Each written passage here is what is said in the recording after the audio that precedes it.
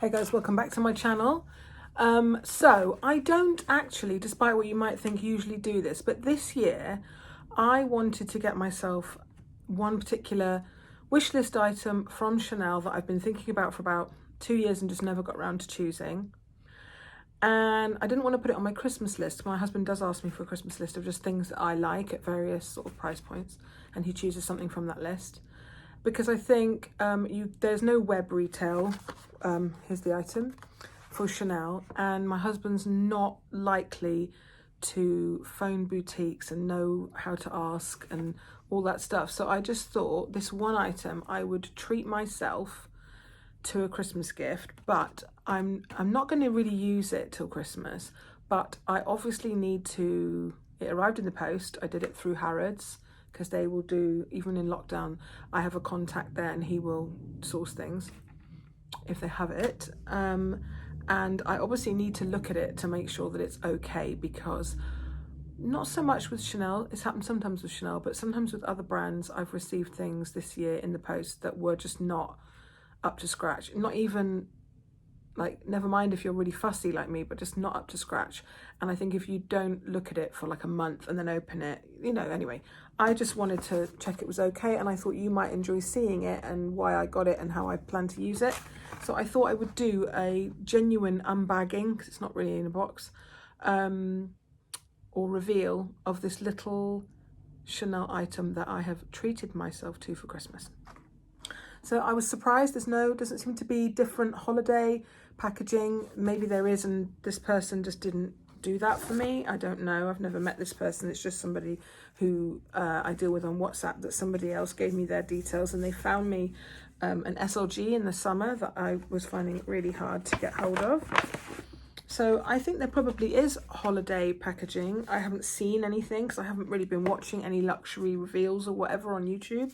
Here's my receipt. It's just one of these little Chanel envelopes with the camellia on it, and it's an actual Harrods store receipt inside, because I bought this over, like, with a payment link and remotely. If I don't like it, if there's something wrong with it, I can return it for a full refund, not a credit voucher. Whereas if I'd walked into Chanel and bought this, you can only exchange it for another product or a store voucher. So that's the difference. It's in a little box like this.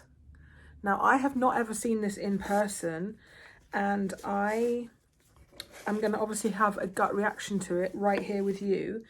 And if it doesn't wow me, then it's definitely not worth the money.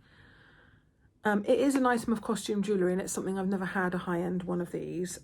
Here is the box now that I've taken the ribbon and the camellia off. So I'm at a funny angle, so I'm looking over there. I'm so sorry.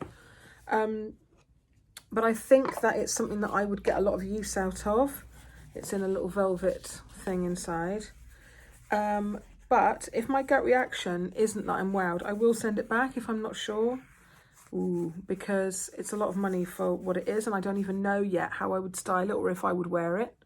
So revealing an item of costume jewellery, and it is the brushed gold and leather kind of chain style CC brooch. So, story time. I don't even know how Chanel brooches open. Oh my god, the pin is bent. Good start. I don't even know how you just do that. Oh, really? Do they stay on? This is my thing. Okay, so I'm going to show it to you and then I'm going to explain. Oh, maybe it's not bent, it's just at a funny angle. It goes up and round and down.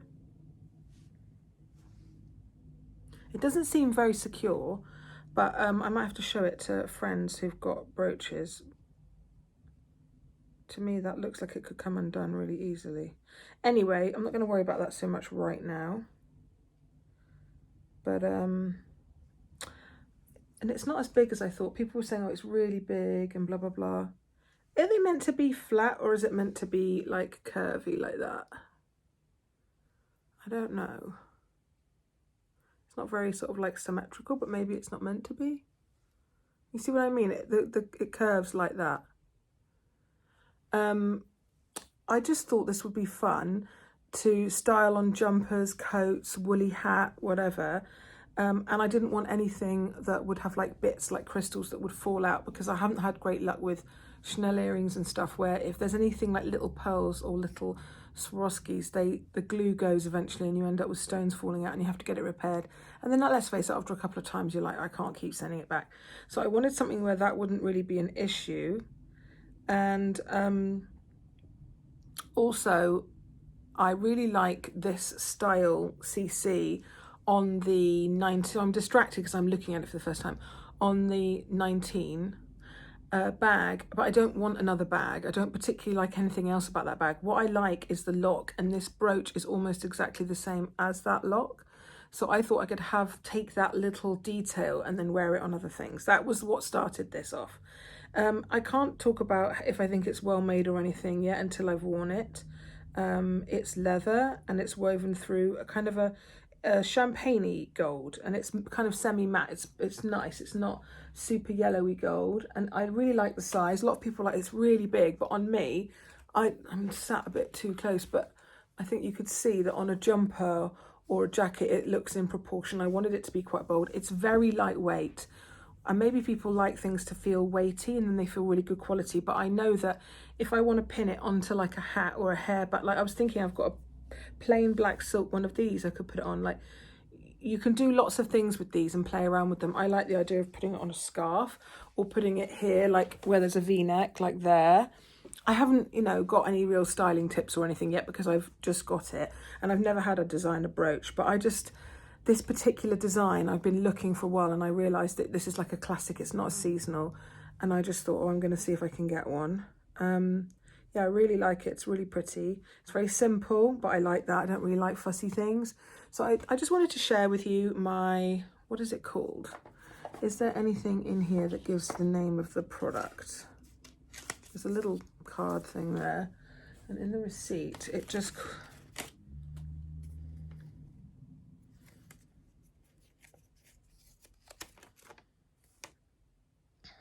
It was...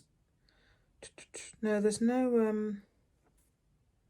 What I'll do is I'll go on the Chanel website and I'll get the product code. Chanel brooch. Oh, okay. Here, I've got it here. I've got the long product code A96. I'll put that down in the description bar.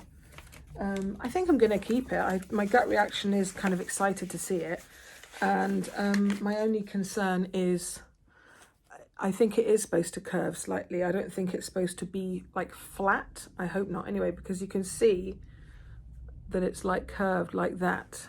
But I need to ask people who've had this piece. And then similarly, the way that it closes is that it goes, I'll show you.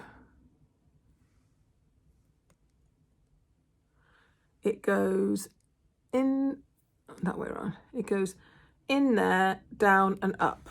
And then it's like trapped at the back, and it does feel quite secure. I'm just not used to this type of closure on a brooch, but I really like the style of it. I love the way it looks. I'm not very adventurous, but I'm excited to play it around with it. I think there were several ways I could wear it. One of the main reasons I never have bought a brooch is because I'm so scared of looking down one day and finding it gone. And this brooch was over £300, so I hope that I'm not going to be leaving it in a drawer all the time because I'm too scared to use it, because it is really lovely. But there we are. There is my Chanel chain brooch, and I will leave as much information as I can in the description down below. And have a great day, guys. Bye bye.